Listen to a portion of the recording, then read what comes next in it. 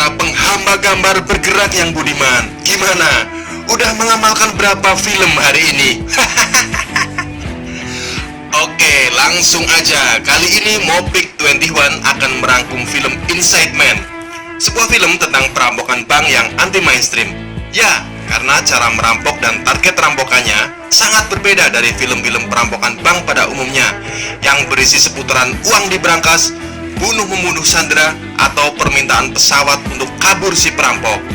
Sekedar info, film yang diproduksi 2006 ini disutradarangi oleh Spike Lee, mendapatkan rating 7,6 di IMDb, cukup laris dan sudah berhasil menangguk cuan 186 juta dolar Amerika dengan biaya produksi 45 juta dolar saja.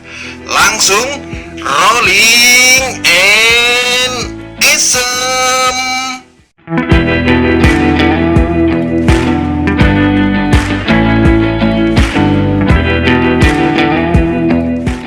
Film diawali dengan vlog Dalton Russell yang diperankan oleh Clive Owen. Pak wartawan, si Dalton mengungkap 5W tanpa H tentang perampokan yang baru saja dilakukan. Dia kini dikurung dalam sel, tetapi bukan penjara. Scene berganti ke sebuah mobil van jasa pengecatan yang dikendarai Dalton menjemput dua temannya. Mereka semua mengenakan baju APD seperti paramedik di musim pandemik ini.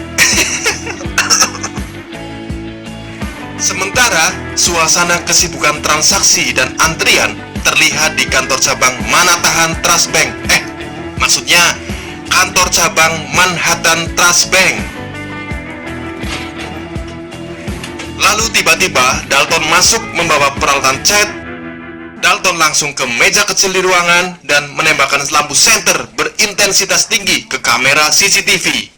Sontak kamera tak berfungsi. Lalu saat itu juga dua temannya masuk, mengunci pintu utama dan menodongkan senjata. Satpam bank juga tak berkutik saat ditodong senjata oleh Dalton. Suasana panik dan ketakutan terjadi saat bom asap dijatuhkan. Bank kini dikuasai oleh Dalton dan kawan-kawannya. Polisi patroli yang kebetulan lewat melihat kepulan asap dari dalam gedung. Saat mendekat untuk memeriksa, tiba-tiba Dalton menodongkan senjata dan mengancam untuk tak lagi mendekat pintu. I'm not fucking kidding, man. Scene lalu berpindah di suasana markas Polres 11. Di sini ada detektif kelas 2, Kit Fraser, yang diperankan oleh Denzel Washington. Wah, anjay nih, Pak De Denzel seperti di film-film lain selalu saja cocok menjadi peran detektif polisi yang menangani kejadian kriminal unik, pelik, dan liuk berliku. Si Kit ini sedang bertelepon dengan pacarnya yang juga anggota polisi bernama Sylvia. Kit curhat tentang masalah pribadi yang rumit. Tidak punya uang, sehingga tidak bisa segera menikahi Sylvia. Dan juga ada kasus narkoba yang menyeretnya, seolah ikut menggelapkan uang si bandar. Situasi ini mempersulit Kit untuk naik menjadi detektif tingkat 1. Setelah telepon, Kit sempat diskusi ringan tentang problemnya dengan mitranya, Bill Mitchell, yang diperankan oleh Chiwetel Ejiofor. Lalu datang komandan mereka, yakni Kapten Matthias, memerintahkan Kit dan Bill ke lokasi perampokan di Manhattan Trust. Suasana TKP kini sudah dipenuhi polisi. Di tempat lain, Mr. Chase, sang pemilik bank, langsung mendapat kabar dari stafnya kalau salah satu cabang banknya dirampok. Saat tahu yang dirampok adalah cabang 20 Exchange Place ini, seketika langsung berpikir keras, meski tetap mencoba terlihat tenang. Sementara di TKP, Dalton mengumpulkan semua sandera di satu ruangan, meminta semuanya menanggalkan pakaian, lalu menyuruh mengenakan semacam APD berwarna gelap. Ini adalah siasat Dalton agar sandera satu sama lain tak mengenal. Dan Dalton bersama kawannya juga memakai APD yang sama untuk menyamarkan antara sandera dengan perampok. Di luar, polisi masih berusaha mencari petunjuk, pola, dan melacak identitas para perampok. Ketegangan terjadi saat salah seorang sandera memiliki penyakit jantung, lalu sesak nafas tiba-tiba. Dia kemudian dibebaskan dengan cepat oleh Dalton. Polisi dibuat bingung karena antara perampok dan sandera berpakaian APD yang sama.